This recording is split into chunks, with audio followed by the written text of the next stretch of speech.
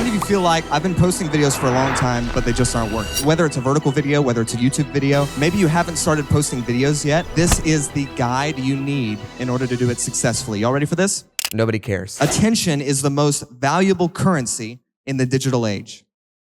Attention is the most valuable currency in the digital age. I don't want to get too deep into the spiritual warfare of this, but the enemy is vying for your attention. He's trying to steal not just your attention, but the attention of others. So our job is to take that attention from him. Can I get an amen? Understanding the viewer journey can dramatically shift your reach and impact. So here's the thing. You aren't supposed to hack the algorithm. You're supposed to help the viewer. You're not supposed to hack the algorithm. You're supposed to help the viewer. So today I'd like to uncover with you the key to reaching anyone you need to with social media. It's understanding the viewer journey. So are you ready for this? Now, before we begin, there's a law that I need you to understand. There's a law that we're going to reference many times, and it's going to be something I will want you to be ready to say at any moment. So ladies in the back, if you please. Do you got it? I mean, I can just give the rule right now without the effect here. There was going to be like really cool dramatic effect. Anyway, the rule is, it's the NC rule. The NC rule. Nobody cares. Nobody cares. Let's just all say it at once. It'll be good for us. Nobody cares. I tell myself that 20 times a day at least. Now, we've gotten caught up in what we've created or what we've envisioned, but we need to remember that nobody cares. You're catching on. Okay, I know you got a degree in graphic design, but I know you went to college for this, but everything's going to change. Everything you think you know is going to change. The social media platforms that are doing well right now are going to change. So whatever you think you know, nobody cares. It's time to adapt. It's time to change. It's time to change direction. So now that we're all on the same page, let's diagnose the viewer journey. So there are two ways the viewer journey begins. Number one is the search query. The search query. And this is how information is dispersed, by the way. It's very important we understand this. Viewers often start their journey with a search query. According to Backlinko, 68% of online experiences begin with a search engine. Viewers will research prophetic word for America or end time prophecies. If you know me, you know that I like to reference the example of how to fix my leaky Samsung dishwasher, right? That's just a plain, easy way. They're asking a question. They're searching something, whether it's on YouTube or, as we learned earlier today, Google, which is the parent. It owns YouTube, right? So YouTube works with Google and vice versa. So that's very important. The search is a steady way to increase views gradually, providing consistent long-term growth. Now, the second way people will find your videos, and the second way the viewer journey begins, is with a recommendation. So this is the recommendation system. So we got the search engine or a search query and the recommendation system. YouTube's algorithm drives 70% of what people watch on YouTube. I want you to think about this for a second. If there are more than 2.6 billion monthly logged in active users, 70% of the videos that they watch are generated by YouTube recommending a video to them. So understanding how that process works is going to be key, and that's what we're going to uncover. Recommendations are based on YouTube's assessment of what might benefit the viewer. Again, we're not trying to hack the algorithm, we're trying to help the viewer. Recommendations can be more volatile, though, leading to sudden spikes in views and potentially higher engagement in a shorter period of time. It can also be very quick to die off and stop growing in views and reach. This can be an exposing video, an urgent video, a news video. That's where recommendation is where it's going to be key. Now, if it's a specific event, like let's say there is a landmark event that happens and you title your video properly, if you think about the long term, then that video can live on for the next 6 months, year, 10 years. And that's what makes YouTube different. How many of you are on Facebook? All right. How many of you are on YouTube? There are actually more hands on YouTube. That's interesting. How many of you are on Instagram? So the difference between Facebook and Instagram and YouTube, Facebook and Instagram are very flash in the pan. So what happens today is what you're going to see. You'll notice that if you're on Facebook, you're scrolling around, you're seeing what people have posted in the last 24, 48 hours most of the time. How many of you have ever posted a video on Facebook and after a month, it's not getting any views? Yeah, we can all relate with that. That's just how the Facebook algorithm works because it doesn't have the second half of the equation, the search-based algorithm. That's what keeps things moving. So you're getting an understanding of how these AI algorithms work. Now, when you look at Instagram, it's the same, but YouTube is legacy. YouTube, because of their search engine and because of the fact that they make search so easy and they make prioritizing questions getting answered so easy, your videos are going to last for a long period of time. That's why it's important to understand search and suggested, or the search query and the recommendation system. Now, it's important to understand first impressions. First impressions are crucial. How many of you have ever judged someone based off of the first time you met them? Come on, I mean, we've all done that, right? You meet somebody and you're like, okay, I think I understand this person, what they're trying to do, maybe their goal in life, or you're judging them, not in the bad way necessarily, but you kind of understand their goals. So whenever someone looks at your video, that is the first impression. And here's a statistic. I almost did not include this statistic in my little speech here because I was thinking, it's obvious, but at the same time, it's not obvious. So I want you to take it and write it down and just kind of understand the principle. So 90% of the best performing videos on YouTube have custom thumbnails. 90% of the best performing videos on YouTube have custom thumbnails. Now that's kind of a simple thought, right? Well, of course, the videos where they spend time on a thumbnail are getting more views. But I want you to understand that because maybe your competition is creating basic thumbnails and it's time to level up. It's time to do better than whatever they're making. The first thing viewers notice is the eyes and the facial expressions. People naturally connect with other people, making faces a powerful element on thumbnails. A study by MIT revealed that the human brain can process an image in just 13 milliseconds, highlighting the importance of an engaging thumbnail. Research published in the Psychological Science indicates that people form first impressions of traits such as trustworthy and competence within 1/10 of a second of seeing a face. So within 1/10 of a second, they've already decided whether they like you or not. So is your face on your thumbnail? Some of us think, well, we can do faceless channels. And yes, there is a place for faceless channels, but people connect with people. They need you. As we heard yesterday, they need to see you. They need to understand what you look like and the expressions that you're putting on your face. So the first thing they see is the eyes. The second thing they see are additional images and text. Now, if you look at this, we've got the three faces, right? I would say pastor, and then we've got the guest over here on the right side. Those are the first two people that are going to be connected with. Those are the eyes they're going to see. The next thing are going to be images and text in the thumbnail. So that is, you'll notice the Pope in the middle, right? And then the text behind the Pope. Those are kind of the next things they're going to see. So they see your eyes, and they see the images or text. Now, the goal is to tell a story with the image's assets. The goal is to tell a story with an image's assets. Picture is worth 1,000 words, but we also want to distill it down so it works for various different kinds of people.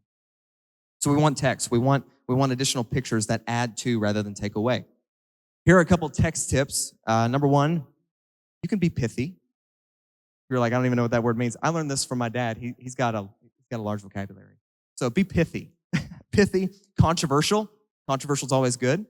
Engaging. Here's something we pretty much always do. Add a question mark. Add a question mark. It is powerful to make statements on a thumbnail, but if you change the statement to a question, so if it says prophetic word or urgent prophetic word for America, that's like, okay, it's an urgent prophetic word for America. What if it says urgent prophetic word for America? They're reading it in their head. So they're like having to say it in a different way, and it's more interesting. Question marks are always good. Keep it short. Don't overload the image with text. Don't overload the image with text. And please be professional and grammatically correct. That's all I'm going to say about that.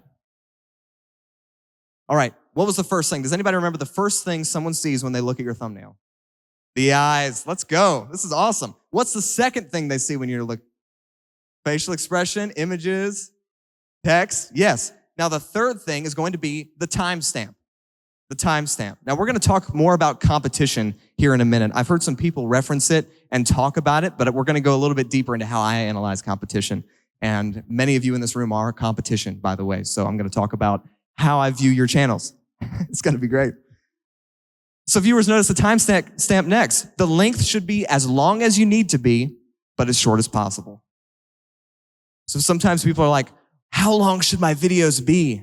And I'm like, are you rambling on, or are you actually getting to the point and answering their question right away? So then we'll look at their video and we'll be like, okay, you can remove the first 5 minutes because you talked about your life story and, what's the NC rule, everybody? Thank you, Paul Duvall. So yeah, the first 5 minutes you're talking about whatever you're talking about. Let's cut it out. And by the way, you can cut it out in the YouTube studio. You can go into the back end of YouTube Studio, which I recommend going into about every other day. It's important for you to understand the analytics and the platform. So go into the YouTube Studio, go to the Content tab, pick your video, and then trim out whatever you need to. And instead of publishing a new video, it will edit that current video. So that way you don't lose the views and the velocity, right? That's key, especially if you're doing live streams with countdowns and announcements. Cut all of that out. It's a little gem for you. We do that every week at the church, by the way. We have a 10-minute countdown, and we cut it out afterward. Now, there isn't a magical length as to how long your videos should be, but you need to keep your competition in mind. How long is their video? And we'll talk more about that later. Now, the fourth thing they're going to see is the title. The title. Now, that's the text next to your thumbnail. Most of the time, people recommend titles between 41 and 70 characters. That's what makes them most effective. But they should complement the thumbnail. As Gabe Perot pointed out earlier, they should not have the same wording. They should not have the same wording. We don't want to duplicate that. Why? Because we're trying to understand the viewer journey. So they're taking time to analyze your video. I do not want to waste a second or half a second of their time with making them reread something they already read. Okay? So that's key. So if you've been doing that, you're good, just fix it. Just go in and change it. YouTube videos don't die normally, so go check it out. Now, it's important to have title templates. So what I want you to do is go find your competition. So what do I mean by competition? People that are doing the same thing as you in your niche, right? Or maybe it's a different content style, maybe it's a different style in general, but they're basically doing the same type of content as you, right? Shout out your niche. What is your niche? Shout out your category. Shout out like what you do. What was it? Miracles? What else we got? Yeah, you talk about the miracles? Good. What else we got? What's your niche? Come on. We talked about elevator pitch earlier. Bigfoot, let's go. Tony Merkel in the house. What else we got? What was that? I can't hear you. Discipleship. Okay. So we got miracles, we got Bigfoot, we got discipleship. So is it going to be helpful if the person talking about miracles analyzes the competition of the Bigfoot guy? Not necessarily. Now, they can take some tactics, they can take some strategies, but it will help the Bigfoot guy if he goes and studies like blurry creatures or something. Is that one of your... I'm so sorry. I prefer the confessionals over blurry creatures. I'm just saying. You guys have been doing some cool stuff together, though, so that's cool to see. A friendly competition going on over here. So what I want you to do is go find your competition and write down their titles. You could do that physically or in a Google Doc. You could go to their most popular videos. I did this on Encounter Today, actually. And that's, the channel we run, Encounter Today. So I went on there and I clicked popular, right? Just in the videos tab, like we all know how to do. And I wrote down like some of the best titles that were like, oh, that was really good. This is why this popped off. This is why this popped off. Write them down. Good artists copy, great artists steal, right? So you can take them from your competitors. You can learn from your own videos. I didn't say that. Picasso said that. Some of you are thinking I'm smart. So write them down, create a list of the top 10 titles, and use those as templates. There's no reason you should waste time trying to come up with new titles. That's right, Evan. Now, if you want to save even more time, we actually created the top 10 title templates from Encounter Today based on the titles that actually worked for us. Trust me, there are hundreds that didn't work, and there are some that actually did work. And so we turned them into templates, reusable templates. That way we could use them, and we wanted to share that with y'all. So if you're interested, you could use the link in the description. But our goal is if it ain't broke, don't try to fix it. Ain't that right, Evan? What? I said, if it ain't broke, don't try to fix it. If it ain't broke, don't try to fix it. Quack. Don't try to fix it. Just use the same titles. Use templates. No reason to wait. I don't like wasting time, guys. All right, so I'm going to try to give you everything you need in order to save as much time as possible, because some of us are thinking, man, this is a lot. There's a lot I need to do. When in reality, just take your time and write down your most popular titles and just keep using those. Just fill in the blanks. An example, powerful title. Let's go with the prophetic word for America. So let's say the title that worked was Urgent Prophetic Word for America from Mario Murillo, right? We've done lots of videos with Mario Murillo. So that's a template. So now I'm going to replace urgent with emergency.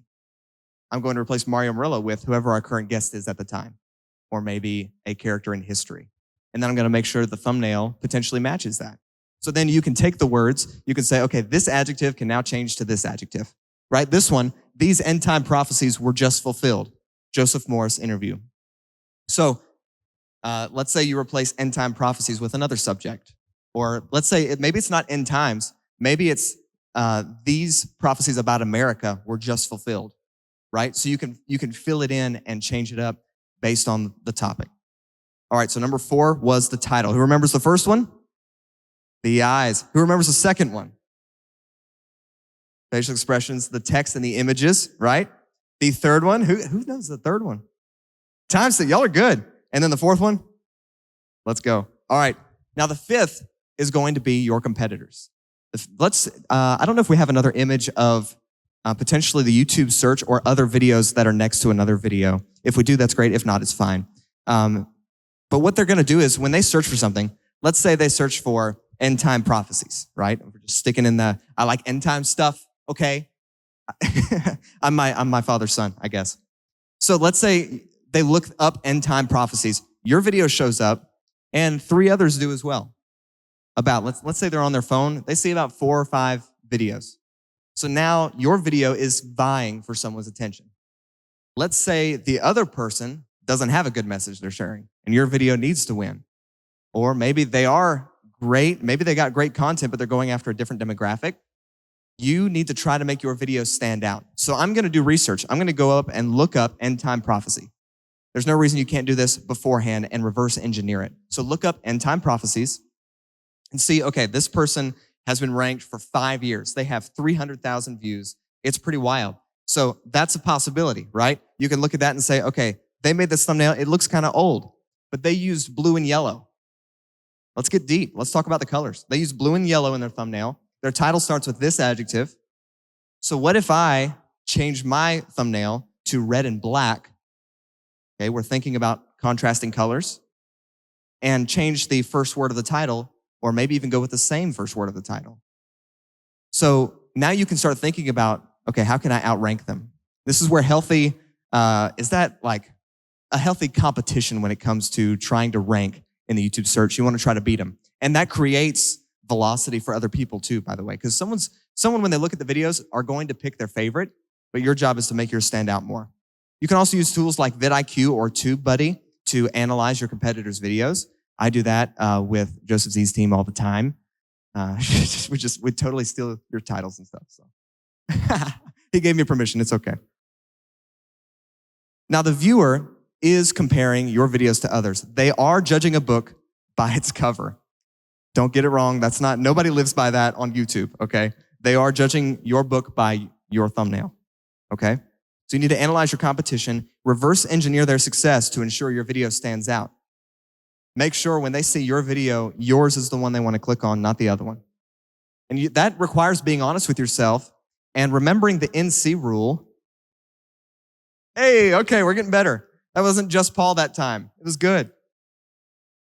All right, now that we're done with the competition, we want to make sure we're better than the competition, right? They can see our eyes clearer. They can read the text. They can see the images better. Our colors stand out.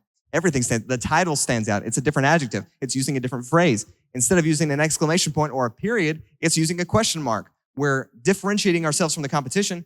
Then the next thing that they're going to look at is going to be the first few seconds of your video. Just because someone clicked on your video does not mean they're sold on your video. How many of you have ever looked up how to do something, you picked a video and you're like, nah, this isn't it, and you left? Yeah. So the first couple seconds of your video are crucial. If you're talking, let's say, how to fix my leaky Samsung dishwasher because I love leaky Samsung dishwashers for whatever reason. You look that up, and you pull up, okay, this video looks like it's 15 minutes long. This guy looks like a plumber. He looks like he knows what he's doing. I'm judging based off of his facial expression. So I'm going to click it. You click on it. And the guy says, all right, in this video, I'm going to show you how to fix your leaky Samsung dishwasher. But first, I'm going to sing you 3 songs. Like, you're either skipping through that. Maybe he's actually pretty good. Maybe some of us, like I would actually sit there and listen to him. He pulls out a guitar. Or you're going to leave and go find another video. So you need to keep that in mind. You don't have to tell your life story. Nobody cares about it. Can everybody say it? Nobody cares. Just get to the point. It's about helping the viewer. You have to answer their question. Get to it. If you've passed all the other tests, they will see the first few seconds of your video. But remember, they want the best. They want the best video. They want the fastest way to fix their problem. And you need to make sure you are that solution. Viewers decide almost instantly if your video is worth their time. Remember, we said earlier that the statistic was within 1/10 of a second, they've already decided whether they trust you or they've decided whether you look like you know what you're doing. Facebook reports that 65% of people who watch the first 3 seconds of a video will watch for at least 10 more seconds. Okay, so that's the first 3 seconds, 65% of them will watch at least 10 more seconds. And that's on Facebook. So it is going to be different on YouTube. The video must deliver what was promised in the thumbnail and title. The video must deliver what was promised in the thumbnail and title. So I want you to use a strong hook to grab attention immediately. Use a strong hook. Now we're using kind of marketing phrases here, and I don't want you to get bogged down by thinking, oh man, this is a marketing class. It's not a marketing class. We're trying to optimize our content for the viewer. Trying to optimize our content for the viewer. Nobody cares about what I think is cool, just because we can, like Drew is an amazing editor, right? So he's going to create an awesome intro. What if we created like a trailer for the episode and we put that at the beginning and we like made it super cinematic, and what would I say about that? That side of the room got it. I don't know where y'all are at. Nobody cares. We could create this really cool thing, this 15-minute intro that leads into the answer to their question, but nobody cares. Nobody cares. I was hoping this would be more encouraging. I'm sorry.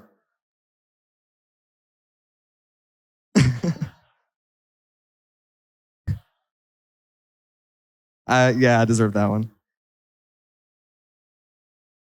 Now, let's say you're a church, okay? Let's kind of use case this for a second. If you're a church, you need to think about the first few seconds of your video. So for many ministries, this isn't always the case, but we will recommend you trim out your praise and worship after a couple hours, after your live stream is done. There are a couple reasons for that. Number one, the plumber guy illustration we talked about earlier. I'm not going to say that again unless y'all want me to. The guy pulling out his guitar and playing you 3 songs. They're there to fix a problem.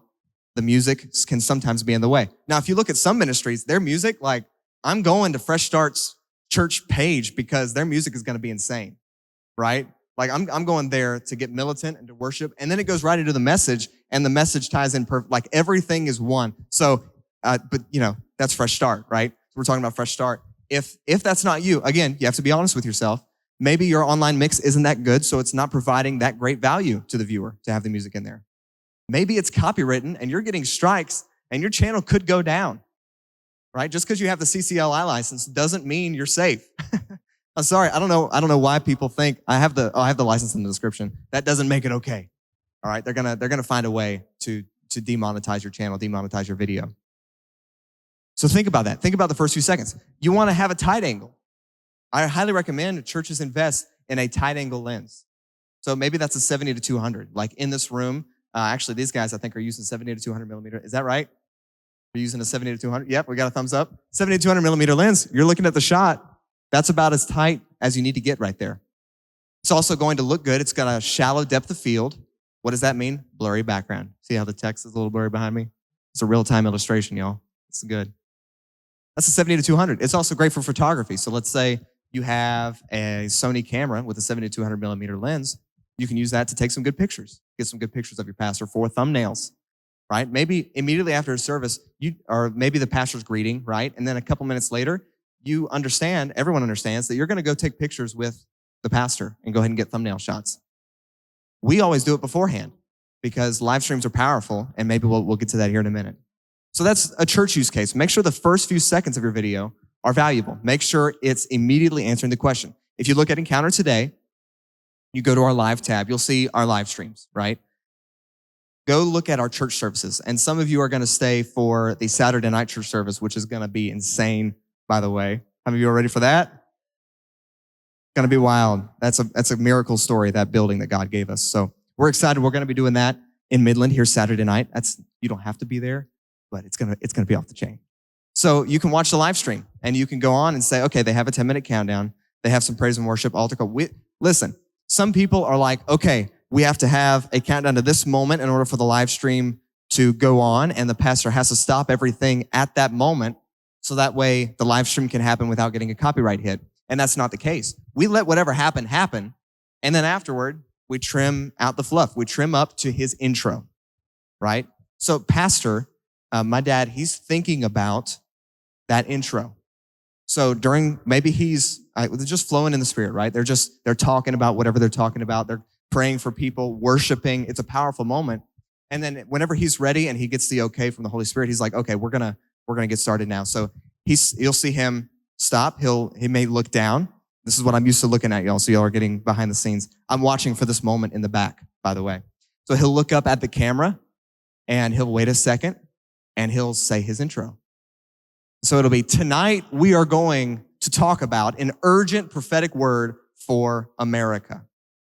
And I promise you, at the ending, we're going to discuss a political shift that's going to shock you. So he's thinking about, okay, this is where we're going to trim it to, and I want to keep them till the very end. So he's going to say something like, at the end, we're going to talk about this that's going to shock you. And hopefully we get around to it because, something could happen in a church service and it goes off the rails. Some of us know what I'm talking about. And that's perfectly fine. So we'll shift the title and thumbnail. Sometimes I don't know what he's preaching about. And maybe many of you are like, well, we flow in the prophetic and we don't know what our pastor's going to preach about. And I'm like, okay, we flow in the prophetic too. Sometimes I don't know what he's preaching about. I know kind of the direction he's been going. Just understand being a servant in the house and understanding the leading of the Holy Spirit. I know the direction he may be going. So we can keep it somewhat generic, but we're going to have a title and thumbnail ready for the live stream. Let's say you're doing a podcast. Maybe you're a business. Don't just go live without preparation. If you fail to prepare, you prepare to fail. If you fail to prepare, you're preparing to fail. So make sure you take that time to study, to understand what you're talking about. Lay out a couple points, whether you follow them or not, and get started with it. Get a title, get a thumbnail. Live streams are the easiest way to reach new people, and the algorithm, I'll use the word algorithm here, loves it. Why does the algorithm love it? Because the viewer loves it. The algorithm is a representation of the viewer. So again, you don't have to hack the algorithm. You have to help the viewer. Does this make sense? For 3 years, I went to conferences and never took anybody with me. And then I'd go home to my staff and I'd try to teach them what I learned. So if Pastor Allen has another conference, don't be like John Maxwell and keep coming by yourself. Get your team. What if you made a change today? What impact could that have on your future? And once you say yes, nothing will stop you from being successful.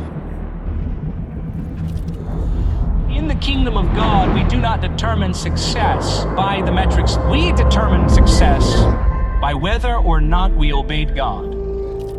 No matter what you do, the anointing will carry you and it will promote you if you're obedient to the Lord. There's something about being relentless and faithful consistency to the Lord that spiritually will open things up for you. And I think it just begins to open an audience up for you too. So get ready for a lot of hard work.